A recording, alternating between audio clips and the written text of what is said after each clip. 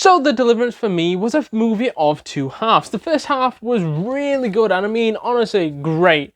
It had great in-depth storytelling, character development, and from a Netflix film, this man over here was very surprised. And then we got into the second half, I was like, oh, this is Netflix through and through, and that was fucking terrible. I think the horror movie sides of things killed the film, because I was more than happy leaned into the film without it being all this horror movie exorcist bullshit that it ended up turning into.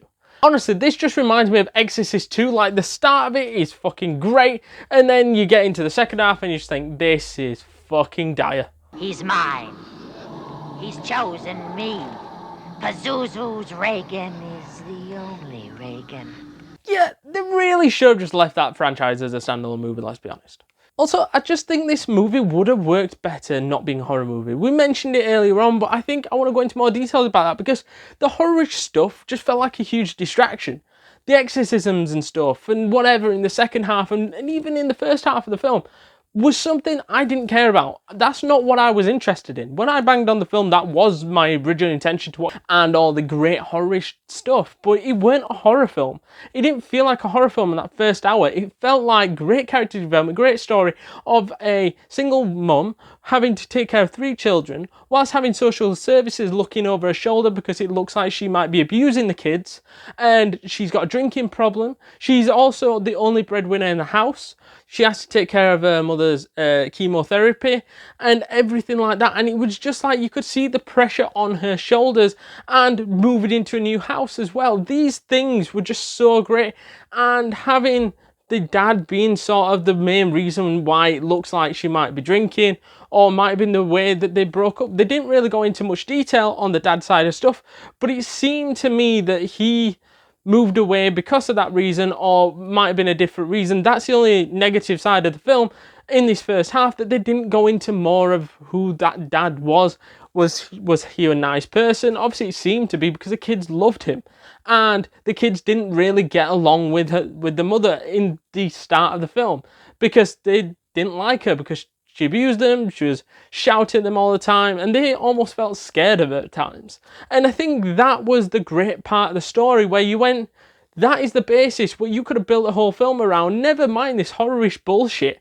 You had a story right there, and then they just brought in the horror stuff, and then it became a massive distraction away from what made the movie good. However, when we go on to the second half, it just feels like somebody else completely writ it. And because like the first half feels like William Shakespeare written it, completely deep, great storytelling, and was fantastic. But the second half felt like it was written by the fucking Chuckle Brothers. To you now. To me. To you. To me. To you. To me. That's it.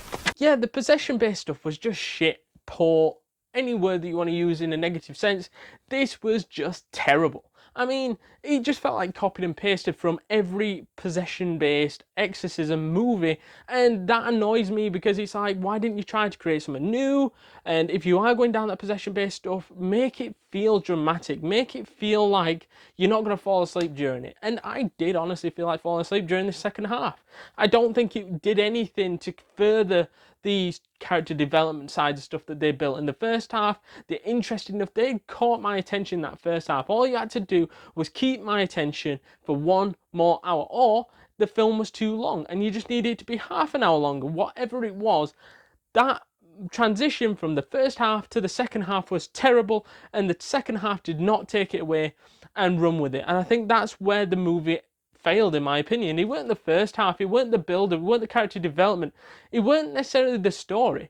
It was how they forced this horror side of stuff into the film, then had to make up most of the ground in the horror side of stuff, because in the first half there's little things like there's flies, the kid's walking around at night on his own, sort of like sleepwalking, and they're going into these weird trances, but you're still hooked into it. You're still feeling like, oh, there's still a good film here, somewhere in that chaos. And in the second half, it didn't do anything of that. The possession-based stuff was crap, unwatchable, and just felt mediocre. The ending was predictable, as I thought it would be, as the kids get taken away from her, because obviously it looked like she'd been beating the kids, even though at the start of the film she was. Towards the end of the film, she wasn't beating the kids. It was this demon ghoul stuff that was possessing them and causing damage to their bodies and bruises and whatever.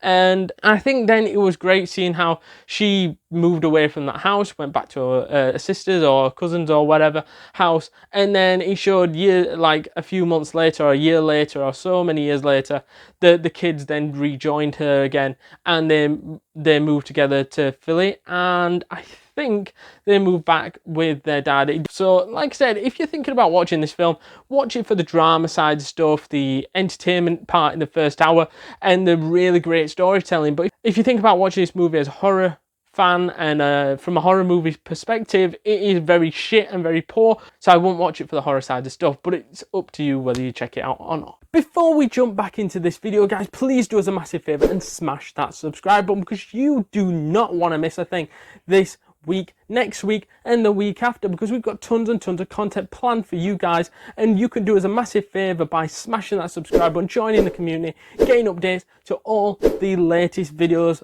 from the YouTube shorts to the actual videos. It is well worth it, completely free, and you will not regret it. So to summarise the Deliverance, and for me, I think this is easily a 6.4 out of 10 and a average film. Let us know your thoughts down in the comments down below. Good, bad, terrible, amazing. Let us know all that jazz down in the comments down below. And if you haven't checked out our movie review on the Union, check that out right now.